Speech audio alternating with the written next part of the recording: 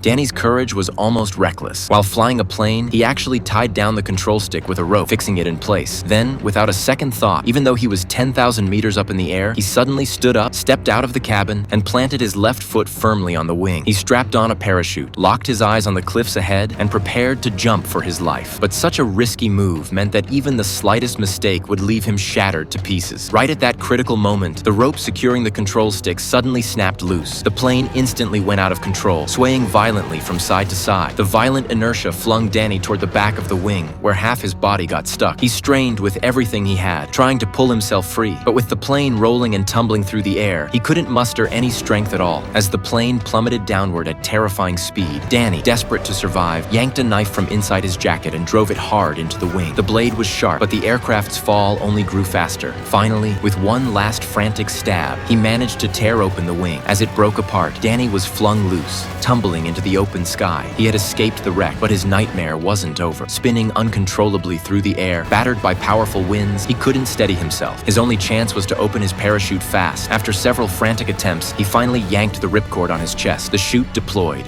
slowing his fall, and for the first time he felt the weight lift from his chest. He'd narrowly escaped death, but Danny celebrated too soon. Because he hadn't timed his jump right, the cliff he was aiming for was just out of reach, only a single step away. But as the saying goes, a miss is as good as a mile. He didn't know how long he was unconscious before a goat licking his face jolted him awake. Thankfully, it wasn't aggressive. Danny hurried to pull off his goggles, only to be shocked by what he saw. He was dangling from a cliff thousands of meters high, nothing but endless depth below him, and even a few clouds floating underneath. Looking up, he realized his parachute had gotten tangled in a dead tree jutting out of the cliff, which was the only reason he was still alive. The cliff face behind him was coated with solid ice, making any climb back up nearly impossible. But Danny refused to give up. He pulled out his knife, slid it into his shoe, then gripped another blade in each hand. He leapt, spun around, and drove the knives into the frozen wall, kicking with his right foot for leverage. Hand and foot working together, he climbed upward with one thought in his mind: survive. But he had only climbed a short distance before disaster struck again. The small blades couldn't handle the strain. They suddenly snapped, sending Danny crashing right back to where he started.